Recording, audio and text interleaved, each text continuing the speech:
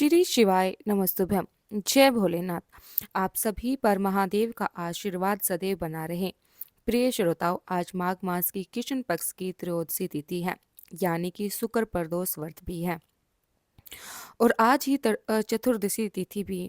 और कृष्ण पक्ष की चतुर्दशी तिथि को मासिक शिवरात्रि का व्रत भी कहते हैं। तो आज इस वीडियो में आप मासिक शिवरात्रि और शुक्र प्रदोष व्रत की कथाएं एक साथ सुनेंगे, इसलिए कथाओं को पूरा ध्यान से जरूर सुनिएगा। कथा के अनुसार प्राचीन समय में एक नगर में तीन मित्र रहा करते थे। तीनों ही आपस में घनिष्ठ मित्र थे। इन तीनों में एक राजा का बेटा था, दूसरा ब्राह्मण का पुत्र और तीसरा एक सेठ का पुत्र था। राजकुमार और ब्राह्मण के पुत्र का तो विवाह हो चुका था, लेकिन सेठ के पुत्र के विवाह के बाद गोना नहीं हुआ था। एक दिन तीनों मित्र आपस में नारियों पर चर्चा कर रहे थे। ब्राह्मण पुत्र ने नारियों की प्रशंसा करते हुए कहा कि नारी के बिना घर भूतों का डेरा होता है। यह वचन सुनकर सेठ के पुत्र ने अपनी पत्नी को घर लाने का तुरंत निश्चय किया। अब सेठ का पुत्र अपने घर गया और अपने माता पिता को इसके बारे में बताया।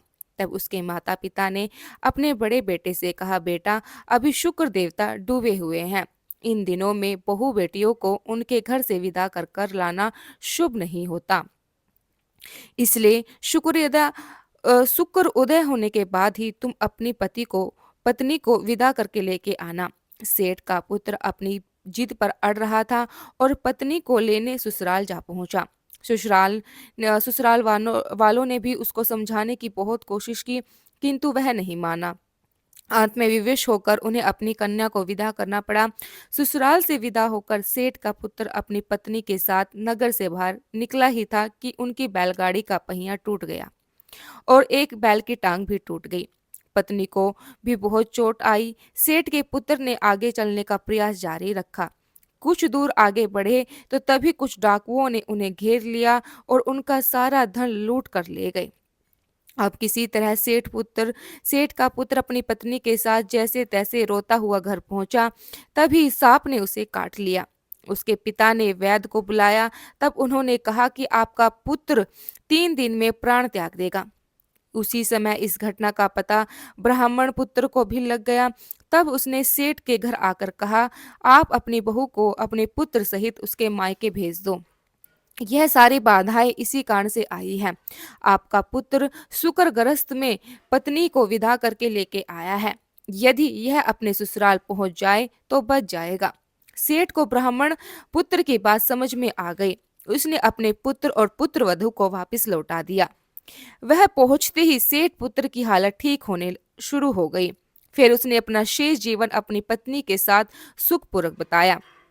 इसलिए पति की लंबी उम्र, दाम्पत्य जीवन सुख बनाने के लिए और सभी मनोकामनाओं की पूर्ति के लिए शुक्र प्रदोष व्रत के दिन यह कथा अवश्य पढ़नी या सुननी चाहिए। यही थी शुक्र प्रदोष व्रत कथा। अब सुनिए मासिक शिवरात्रि की कथा। शिव पुराण में वर्णित कथा के अनुसार प्राचीन काल में चित्रभन नामक एक शिकारी था। जानवरों की हत्या करके वह अपने परिवार का पेट पालता था। वह एक साहूकार का कर्जदार था, लेकिन उसका ऋण समय पर नहीं चुका पाया। तब क्रोधित होकर साहूकार ने शिकारी को शिव मठ में बंदी बना लिया। संयोग से उस दिन शिवरात्रि थी। साहूकार के घर पूजा हो रही थी। तब शिकारी भी ध्यान मगन होकर भगवान शिव संबंधित धार्मिक बातें सुनता रहा। चतुर्दशी को उसने शिवरात्रि के व्रत की कथा भी सुनी। शाम होते होते साहूकार ने उसे अपने पास बुला लिया और ऋण चुकाने के बारे में बात की। तब शिकारी ने अगले दिन साहूकार का सारा कर्जा चुका देने की बात कही। तब साहूकार ने उसे बंधन से मुक्त कर दिया। अपनी दिनचर्या की तरह वह शिकारी जंगल में शिकार करने के लिए निकला, लेकिन दिन भर बंदी गृह में रहने के कारण वह भूख प्यास से व्याकुल था। शिकार ढूंढता हुआ वह बहुत दूर निकल आया। जब अंधेरा हो गया तो उसने सोचा कि अब तो रात जंगल में ही बितानी पड़ेगी। तब वह उस जंगल में एक तालाब के किनारे एक बेल के पेड़ पर चढ़कर रात बिताने का इंतजार करने लगा। बेल के पेड़ के नीचे एक शिवलिंग था जो बेल पत्र से ढका हुआ था। शिकारी को इस बात का पता नहीं चला। पड़ाव बनते समय उसने जो टहनियां तोड़ी थी वे संयोग से उस शिवलिंग पर गिरती चली गई। इस प्रकार दिन भर भूख प्यास से शिकारी का व्यर्थ भी हो गया और शिवलिंग पर बेल पत्र भी चढ़ गया। एक पहर रात बीत जाने के बाद एक गर्भिणी हिरणी तालाब पर पानी पीने पहुंची। शिकारी ने उसे देखा तो धनुष पर तीर चढ़ाकर जैसे ही डोर खींची तो हिरणी बोल उठी कि मैं गर्भस्थ हूँ, जल्द ही बच्चे को जन्म दूंगी। तुम एक साथ इस तरह दो दो जीवों की हत्या करोगे जो ठीक नहीं है। मैं अपने बच्चे को जन्म देकर जल्द ही तुम्हारे सामने आ जाऊंगी, तब तुम मुझे मार लेना। शिकारी ने प्रियंत्र ढील कर दी और हिरनी भी देखती ही देखते जंगली झाड़ियों में गायब हो गई। डोरी ढीली करना और चढ़ाने के वक्त कुछ बेलपत्तर अन्यास से टूटकर शिवलिंग पर फिर गिर पड़े। इस प्रकार उस शिकारी के द्वारा अनजाने में ही शिवरात्रि के प्रथम पहर की पूजा भी संपन्न हो गई। कुछ ही देर के बाद एक हिरनी उधर से निकली। शिकारी की खुशी का ठिकाना नहीं रहा। पास आने पर उसने धनुष पर बाण चढ़ाया। तब उसने देखकर हिरनी ने विनम्रता पूर्वक निवेदन किया, हे शिकारी, मैं थोड़ी देर पहले ऋतु से निवृत्त हुई हूँ, कामतुर विहारिणी हूँ, अपने प्रिय की खोज में भटक रही हूँ। अपने पति से मिलकर मैं जल्द ही तुम्हारे पास आ जाऊंगी। तब शिकारी ने उसे भी जाने दिया। दो बार शिकार को खोकर अब उसका माथा ठनकने लगा। शिकारी चिंता में पड़ गया। रात का आखिरी पहर बीत रहा था। इस पर भी धनुष से लगाकर कुछ बेलपत्र शिवलिंग पर जा गिरे और दूसरे पहर की पूजा भी संपन्न हो गई। तभी एक और हिरनी अपने बच्चे के साथ उधर से निकली। शिकारी के लिए यह सुवर्णमय अवसर था। उसने धनुष पर तीर चढ़ाने में अब बिल्कुल देर नहीं की। वह तीर छोड़ने ही वाला था कि हिरनी बोल उठी, शिकारी, मैं इन बच्चों के इनके पिता के पास छोड़कर आ जाऊंगी। इस समय तुम मुझे मत मारो। शिकारी हंसने लगा और बोला, सामने आए शिकार को छोड़ दूं, मैं इतना भी मूर्ख नहीं हूं। इससे पहले भी दो बार अपना शिकार गवा चुका हूँ। मेरे बच्चे भी भूख प्यास से व्याकुल हो रहे होंगे। उत्तर में हिरनी ने कहा, तुम्हें अपने बच्चों की ममता सता रही है, ठीक वैसे ही मुझे भी। शिकारी, मेरा विश्वास करो, मैं इन बच्चों को इनके पिता के पास छोड़कर तुरंत वापस लौट आऊंगी। हिरनी का दीन सवर सुनकर शिकारी को उस पर दया आ गई। उसने हिरनी को भी जाने दिया। शिकार के अभाव में तथा भूख प्यास से व्याकुल शिकारी अनजाने में ही बेलपत्र पर बैठा हुआ बेलपत्र तोड़ तोड़ कर नीचे फेंकता जा रहा था।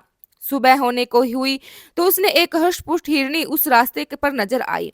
शिकारी ने सोच लिया, इसका शिकार तो वह अवश्य ही करेगा। शिकारी के तान प्रशंसा देखकर वह हिरनी विनत स्वर में बोली, है शिकारी, अगर तुमने मुझसे पहले आने वाले 3 हिरनियों को और छोटे छोटे बच्चों को मार डाला तो मुझे मारने में भी देरी मत करो। मैं उन हिरनियों का पति हूँ। अगर तुमने उन्हें जीवन दान दिया है तो मुझे भी कुछ जीवन देने की कृपा करो। मैं उन सब से मिलकर तुम्हारे सामने खुद ही उपस्थित हो जाऊंगा। हिरण की यह बात सुनते ही शिकारी के सामने रात का पूरा घटना चक्कर घूम गया। उसने सारी बातें हिरण को सुना दी। जानकर हिरण बोला, मेरी 3 पत्नियां हैं, जिस प्रकार प्रतिज्ञा करके यहाँ से गई है, मेरी मृत्यु से वे अपने धर्म का पालन नहीं कर पाएंगी। इसलिए हे शिकारी, जैसे तुमने उन पर विश्वास करके उन्हें छोड़ा है, वैसे ही इस समय मुझे भी जाने दो। मैं उन सब के साथ तुम्हारे सामने जल्द ही उपस्थित होता हूँ। शिकारी ने हिरण की बात मानकर उसे भी जाने दिया। इस प्रकार प्रातः हो गई। उपवास, रात्रि जागरण और शिवलिंग पर बेल पत्र चढ़ाने से अनजाने में ही उस शिकारी से शिवरात्रि की भी पूजा पूरी हो गई। पर अनजाने में की गई पूजा का परिणाम उसे तत्काल मिल गया। शिकारी का हिंसक हृदय निर्मल हो गया, कोमल हो गया। अब उसके हृदय में भगवत शक्ति का वास हो गया। थोड़ी ही देर बाद देखते ही देखते वह हिरण अपने पूरे परिवार के साथ उसके सामने उपस्थित था, ताकि वह उन्हें मारकर शिकार कर सके। किंतु जंगली पशुओं की ऐसी सत्यता सतह समूह प्रेम भाव को देखकर शिकारी को बड़ी ग्लानि हुई। उसे खुद से बड़ा शर्मिंदगी हुई। उसने उस मृग परिवार को जीवन दान दे दिया। अनजाने में शिवरात्रि के व्रत का पालन करने पर भी शिकारी को अंत में मोक्ष की प्राप्ति हुई। जब मृत्यु काल में यमदूत उसके जीव को लेने जाने लगे तो शिव गणों ने उन्हें वापस भेज दिया और शिकारी को शिवलोक ले गए। भगवान शिव की कृपा से ही आप अपने इस जन्म में राजा चतुर्भानु अपने पिछले जन्म को याद कर रख पाया तथा महाशिवरात्रि के महत्व को जानकर उसके अगले जन्म में भी पालन कर पाया। भगवान शिव के सबसे प्रमुख धामों में एक धाम है केदारनाथ धाम, जो कि जागृत महादेव के नाम से भी प्रसिद्ध है। केदारनाथ धाम के दर्शन करने के लिए भक्त सालों साल इंतजार करते हैं, क्योंकि ऐसा कहा जाता है जब तक भगवान का बुलावा नहीं आता, जब तक भगवान खुद अपने भक्तों को दर्शन देने के लिए नहीं बुलाते, तब तक भक्तों को उनके दर्शन करने का सौभाग्य प्राप्त ही नहीं होता। भगवान भोलेनाथ बहुत ही दयालु है, अपने भक्तों के लिए कुछ भी कर सकते हैं। कहा जाता है भोले बाबा जिसे दर्शन देने की ठान लेते हैं, उसे दर्शन देकर ही रहते हैं।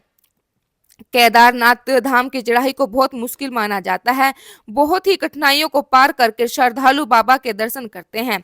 ऐसा कहा जाता है कि एक बार एक शिव भक्त अपने गांव से केदारनाथ धाम की यात्रा पर निकला।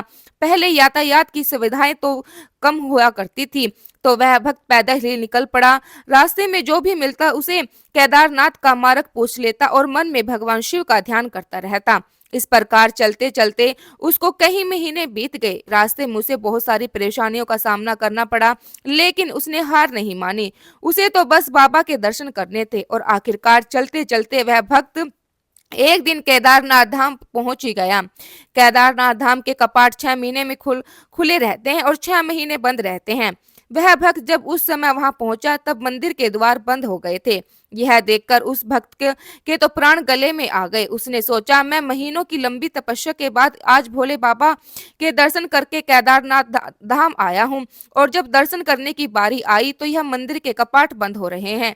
तब उसने पंडित जी से कहा, पंडित जी, मैं बहुत दूर से महीनों की यात्रा करके आया हूँ, कृपया बस एक क्षण के लिए आप दरवाजा खोलकर मुझे भोले बाबा के दर्शन करवा दीजिए। लेकिन केदारनाथ धाम का एक नियम है, वहां के द्वार अगर बंद हो गए तो एक बार बंद होने के बाद वह द्वार फिर 6 महीने के बाद ही खोले जाते हैं। यह जानकर वह भक्त बहुत ज्यादा रोया, बार बार भगवान को याद करने लगा कि प्रभु बस एक बार दर्शन करा दो। वह बार बार पंडित जी से प्रार्थना कर रहा था, लेकिन किसी ने भी उसकी बात नहीं सुनी, क्योंकि नियम तो नियम होते हैं। मंदिर के पंडित जी बोले, बेटा आप यह अब 6 महीने के बाद ही आना, क्योंकि 6 महीने के बाद ही यहाँ के अब द्वार खुलेंगे। यहाँ पर 6 महीने बर्फ भीषण ठंड पड़ती है। और ऐसा कहकर सभी लोग वहां से चले गए। वह भक्त वहीं पर बैठा रोता रहा।